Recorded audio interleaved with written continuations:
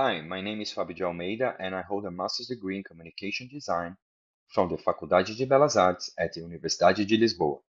This is the presentation of the paper Bias by Default, Neocolonial Visual Vocabularies in AI Image Generating Design Practices. This is a painting first mass in Brazil by Vitor Meirelles. Although it was painted in the 19th century, the work portrays the first mass held in Brazil in the year of 1500. As the central elements of the painting, we see the cross, the altar, and the newly arrived Portuguese.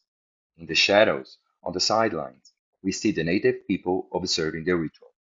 Ironically, 5 centuries later, the examination of images generated by AI from a textual description, imagine a religious person in Brazil, tends to default to the same elements that confirm the Eurocentric, patriarchal, and Christian imagery of what has become a popular tool for co-production between humans and AI. This exercise leads us to the following question. Is it possible that generative text-to-image AI models perpetuate the same historical Eurocentric narratives, thereby generating a new colonial visual vocabulary? Background. This question can be analyzed from the perspective of the concept of data colonialism. Coined by Nick Coulter and Ulisses Mejia, data colonialism can be defined as an emergent order for the appropriation of human life so data can be continuously extracted from it for profit. In historical colonialism, the appropriation of land allowed for the exploitation of abundant natural resources and the application of cheap labor for profit. In data colonialism, the transformation of social relations into data relations turned human life itself into territory to be colonized. However, as we know, data is not a natural resource. It requires the complex indexing of human life into the process of continuous datification. This condition, reflected on the context of AI models, presents unprecedented opportunities for social discrimination, behavioral influence, and economic inequality. This prompts critical examination of AI's social impact, connecting historical colonialism with present and future issues.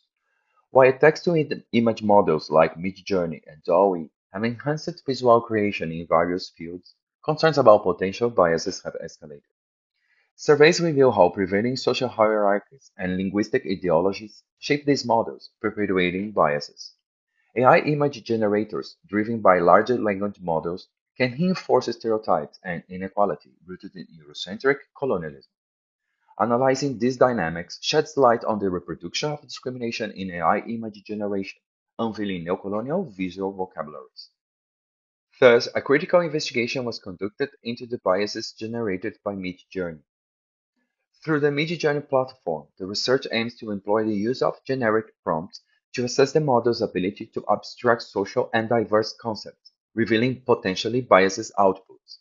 The investigation unfolds in two phases. In phase 1, we collected the initial 100 images generated by the prompt, Imagine a religious person, and analyzed them on various factors like age, gender, and visual patterns. In phase 2, we gathered an additional 400 images using the same prompt, adding 4 different countries, and then analyzed all images using the same criteria as in phase 1. With the application of the prompt Imagine a religious person, the results show that 90% of the pictures were of old adult male. 100% of old adult males have white beards and white hair. 24% of the image features the Christian cross on clothing and artifacts. Few images of females feature youthful faces. In phase 2, the prompt Imagine a religious person in country was used. The countries are Brazil, USA, Nigeria, and Japan. For each country, the first 100 images were collected.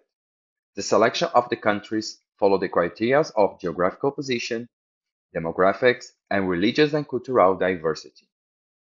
In the Brazil group, all the pictures showed male, none showed female.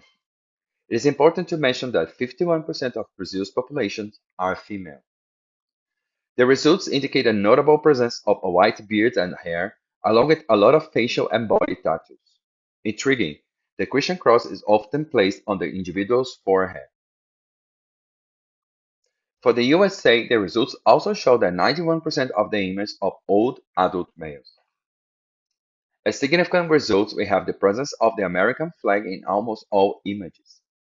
In one of the results, the only old female appears dressed as the Statue of Liberty. All old adult males exhibit white hair and white beard. In Nigeria group, just like Brazil, there are no pictures of females. It is important to mention that 49% of Nigeria's populations are females.